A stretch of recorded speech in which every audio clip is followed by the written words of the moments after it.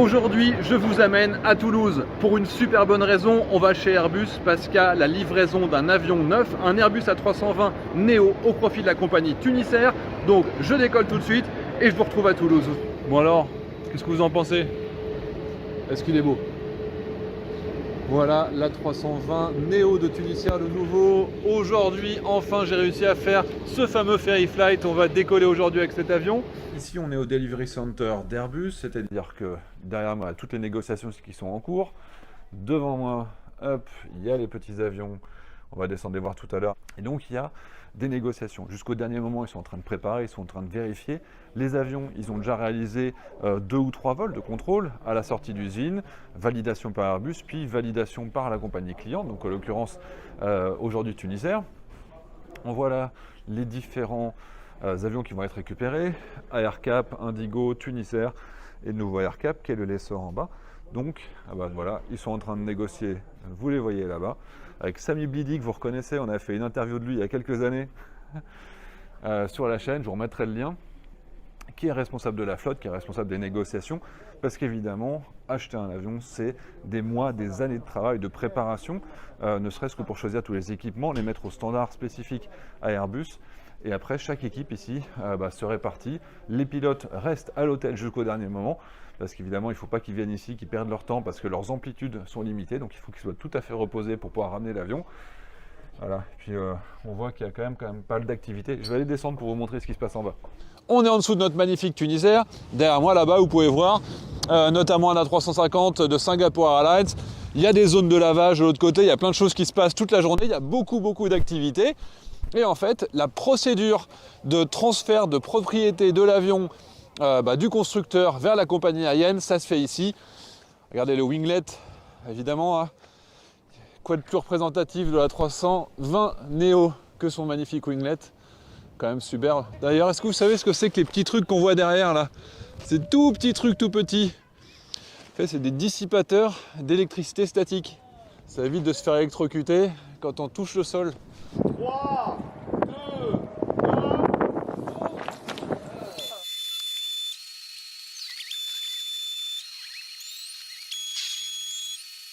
Bon, c'est les derniers moments avant le départ. On a eu, regardez ça, il n'y a pas beaucoup de compagnies aériennes qui s'appellent Airbus quand même. Donc ça, celui-là, je vais le garder précieusement. Merci. C'est la fermeture. Avec plaisir. À la prochaine. Et voilà. Merci. À bientôt. Merci. À bientôt. Voilà. Prochaine livraison. Et voilà, ça sera le premier départ de Mike Yankee. Et ça repart. Passer sur armée et vérification de la porte opposée. Mesdames et messieurs, bonsoir. Au nom de Tunisair, le commandant de bord, M. Hatem Baoui, son équipage, souhaite la bienvenue à bord. Monsieur le Président Directeur Général Khaled Jalil, ses invités à bord de cette Airbus A320 Neo, baptisée Spectral et immatriculée. Et vous assurez que votre tablette et le dossier de votre siège sont relevés. Nous vous informons que ce vol est non fumeur. De même, l'utilisation de la cigarette électronique est interdite. Votre ceinture de sécurité s'utilise de la façon suivante pour vous attacher et pour vous détacher. Le gilet de sauvetage qui se trouve sous votre siège ne doit être utilisé que sur ordre de l'équipage. Enfilez le gilet. En quittant l'avion, gonflez le gilet en tirant fermement vers le bas cette plaquette rouge.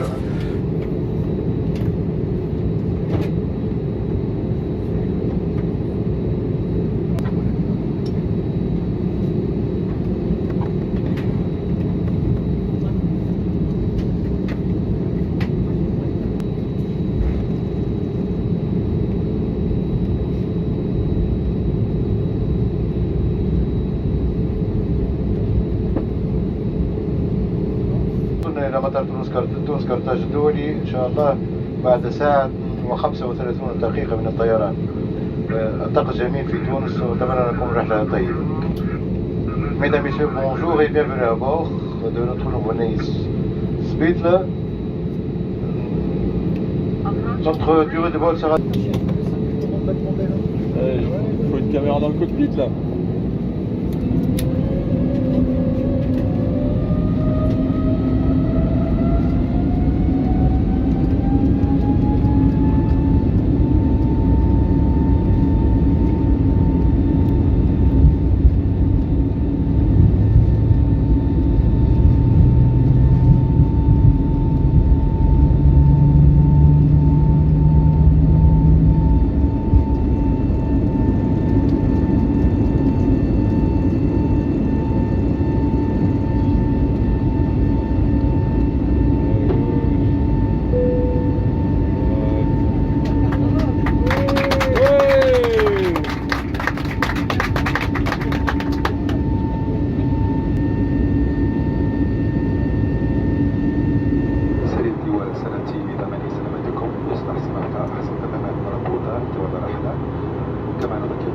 التدخين ممنوع في تونس. Merci.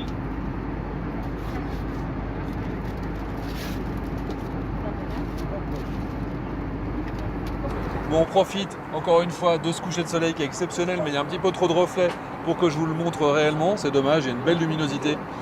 Voilà. Mais du coup, aujourd'hui, le catering, c'est directement Airbus qui le fournit.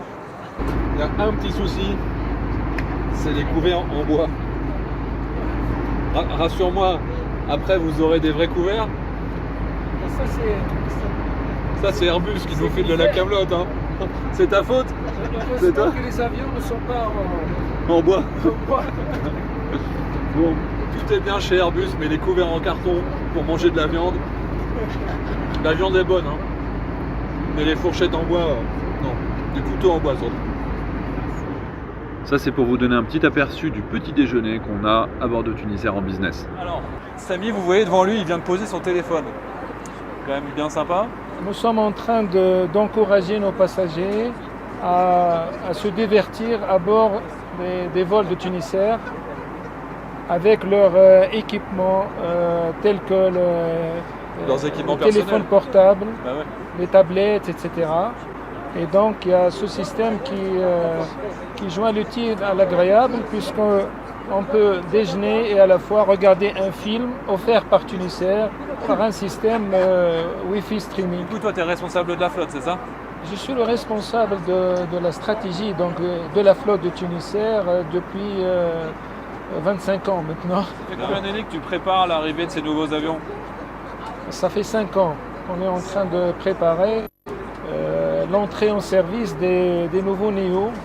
Mais effectivement, le Covid nous a obligés à reporter, mais de quelques mois. Comment t'appelles-tu? Qui es-tu? Que fais-tu? Moi, je m'appelle Khaled Chelli, je suis le président directeur général de Tunisair. Tu as repris une situation qui n'était pas forcément la plus facile. Oui, effectivement, juste après 2 ans qui étaient très difficiles, juste après le Covid, ce n'était pas facile donc d'entamer la restructuration, mais heureusement, grâce à des efforts déployé par tout le personnel de Tunisair. Bon, c'est un plan de restructuration qui sera basé sur 4 piliers. Donc le premier, on va entamer un plan d'assainissement financier, parce qu'après pratiquement 10 ans de pertes, il est temps de commencer l'assainissement pour redémarrer sur une nouvelle base. Donc l'assainissement financier va consister à une augmentation de capital, l'évaluation de l'actif et le rééchelonnement pratiquement de tous les encours bancaires. Ça va nous permettre donc d'avoir une bouffée d'oxygène pour entamer un nouveau investissement, que ce soit en termes d'achat d'équipement ou aussi en termes de système d'information. Le deuxième volet va toucher donc, la flotte, le réseau. Donc, actuellement, nous avons 25 avions qui sont inscrits au niveau de notre AOC. C'est officiel. Actuellement, on a 12, mais avec l'arrivée de deuxième avion, on va être avec 13 avions. Mais on va procéder à un downsizing. On va, disons, abandonner toutes les lignes déficitaires. On va se concentrer sur les lignes qui ramènent le plus d'argent pour la compagnie. On va aussi industrialiser quelques lignes. Donc, l'abandon des lignes déficitaires, mais on va, disons, augmenter les fréquences pour les lignes bénéficiaires. Et on va investir davantage sur les lignes africaines. Il y a toujours la 330 ou le courrier vers le Canada, ça Oui, non, effectivement, la ligne de Canada, c'est une ligne bénéficiaire. D'ailleurs, depuis son lancement en 2016 jusqu'à maintenant, on investit davantage sur la ligne de Canada. Et juste après le Canada, on espère aussi étudier la possibilité d'ouvrir la ligne sur New York. Il y a aussi une opportunité pour ouvrir la ligne de la Chine. Il y a pratiquement 30 000 visiteurs chinois qui ont, disons, fait une visite pour la Tunisie de visa en 2019. On espère que 2023-2024, il y aura aussi une reprise de l'activité touristique des Chinois. Et voilà, on commence à étudier la possibilité d'ouvrir une ligne sur Pékin 2024. Du coup, tu as évoqué les 2 premiers piliers de la réforme. Une nouvelle stratégie commerciale qui sera basée, disons, sur l'expérience qui sera orientée vers le client, la digitalisation. On va généraliser pratiquement le web check-in, tout ce qui est service digital pour le client. Le client, il va bénéficier aussi de l'arrivée de 2 nouveaux avions A320neo qui seront équipés aussi d'un système Wi-Fi, une nouvelle cabine business class, flambant neuf. Donc on sera capable maintenant d'assurer une meilleure régularité avec les 5 avions qui sont programmés d'ici 2023. Donc on aura plus, disons, de services annexes à offrir aux clients, une régularité parfaite, un service à bord avec la signature du nouveau contrat avec Tunisie Catering. On offre actuellement une prestation catering totalement différente de ce que nous avons toujours offert pendant les 2 dernières années. Nos clients ils sont satisfaits, nous avons un retour extraordinaire de nos clients. Donc côté catering, côté flotte, on va changer aussi tous les sièges des anciens avions. Donc on aimerait bien avoir, disons, la même qualité de siège. Tout cela va nous permettre de regagner la confiance de nos clients. Alors le 4e levier du coup, c'est le capital humain. Donc on va investir énormément au niveau de la formation de notre personnel. Donc ça va être une formation côté commercial. On aimerait bien donc que nous on s'approche davantage aux besoins de nos passagers. Mais le volet donc le plus important aussi, c'est qu'on va entamer un assainissement, disons, social. On table vers le départ en retraite anticipée de 1200. sur combien de personnes aujourd'hui? Sur 3200 que compte la compagnie Tunisair. Donc il y aura 1200 parce qu'avec la digitalisation, la transformation de la compagnie, donc on va ramener donc le nombre de personnel par avion à 120. Cette compression de coûts qu'on va faire au niveau du réseau, au niveau de la flotte et au niveau donc de l'assainissement social va nous permettre d'être plus compétitifs vis-à-vis de nos concurrents et de se préparer à l'Open Sky, donc avec, disons, des armes plus solides. Dernier cadeau de la part de Airbus. Airbus offre des dates tunisiennes, c'est quand même cool quoi.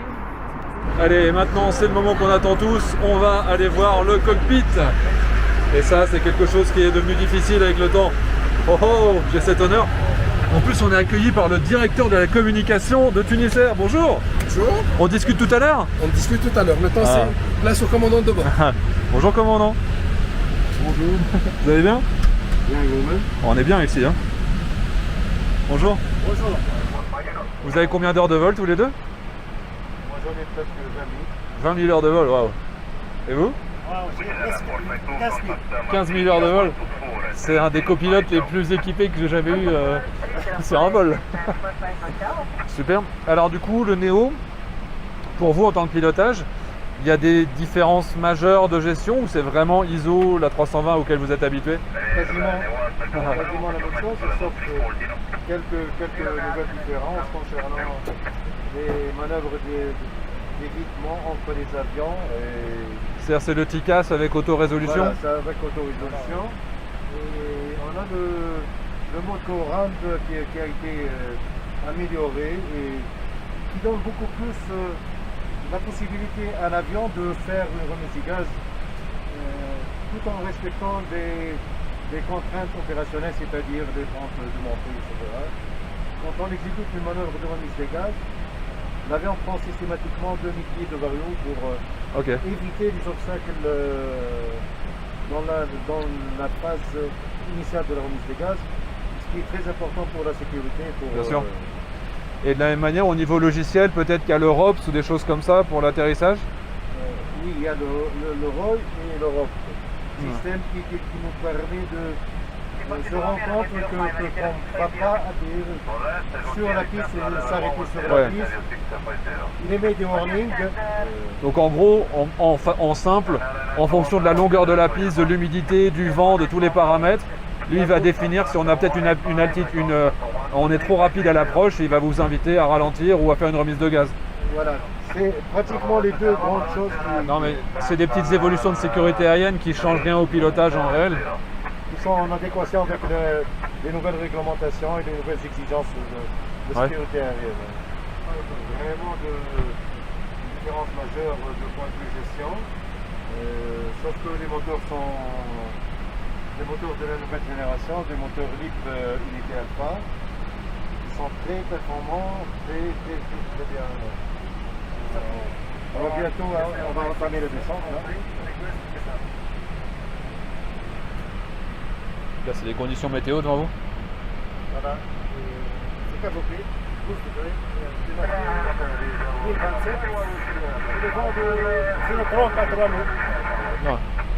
Combien? 3 nœuds? 3 nœuds, oui. Ouais, c'est rien quoi, 0. C'est 10 km/h quoi, même pas, 5. 1027. 1027.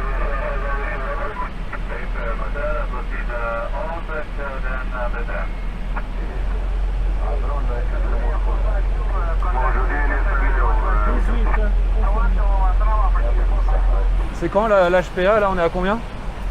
71 nautiques? 18-24, 77. Normalement, on n'a pas de HPA dans 70, oui, c'est vrai. 18-24, donc 20 minutes encore.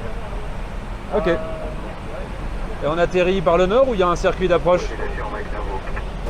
Par le nord, directement. On est déjà dans le bon axe. On a demandé ça. Ouais, super. Bon les amis, on a une chance unique, on a été autorisé à rester dans le cockpit pour l'atterrissage. Donc maintenant, on fait plus de bruit, on écoute. On mettra peut-être des commentaires après, mais là, je parle plus.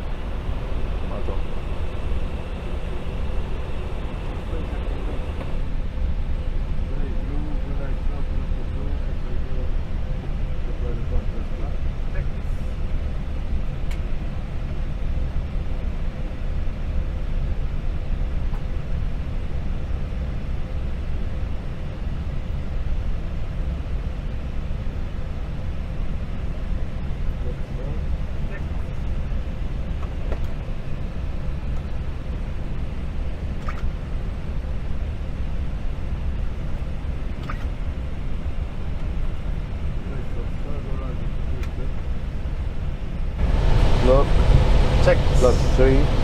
Speed check. That's full in the checklist. Check flaps full. In the checklist. Yes. Ekamivo. No blue. Nothing no blue. And the checklist complete.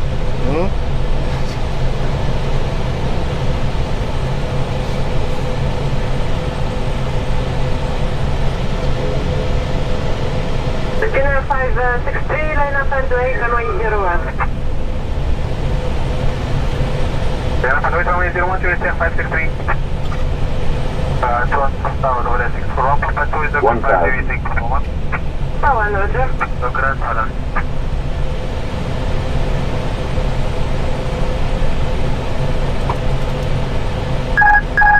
I have control. Okay, control.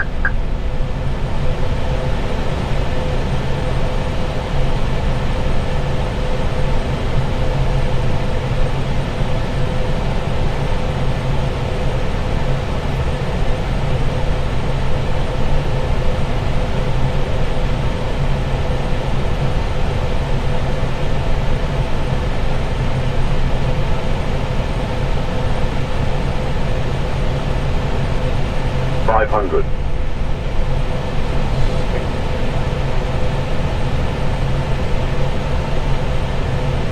$400. Continue, inshallah. 100 above. 300.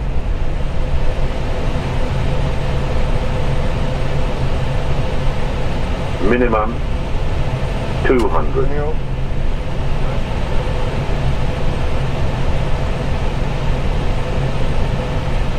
100. 50. 40. 30. 20. Retard. Retard. Retard. Retard. Dinner 560, are you ready for immediate departure?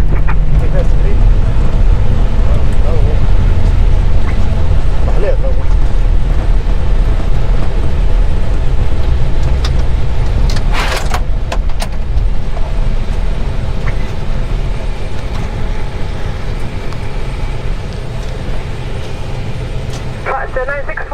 taxiway Echo.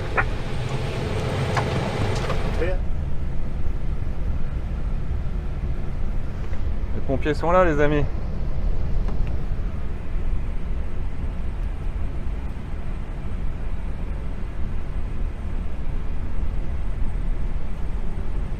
Tango 569, continue taxiing on runway 11 via taxiway Echo and Foxtrot.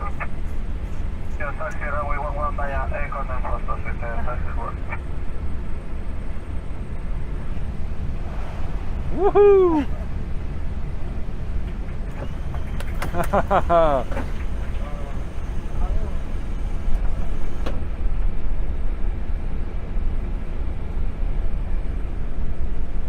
Ah, tout le monde sur le côté, c'est chouette.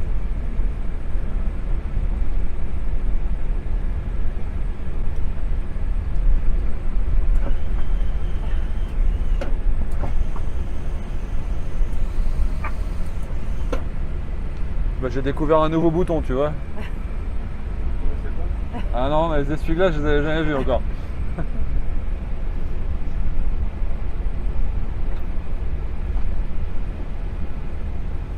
Oh, regardez de ça, le comité d'accueil. C'est énorme.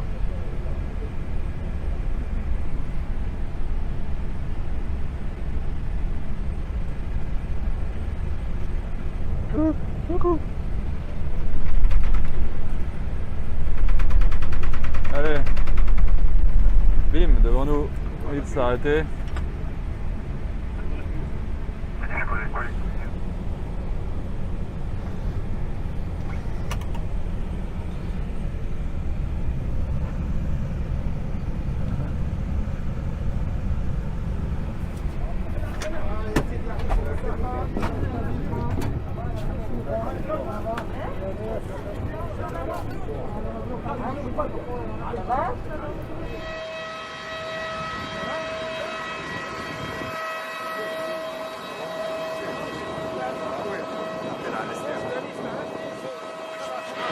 Allez, Samy, la descente de Star. Bonjour. Bonjour.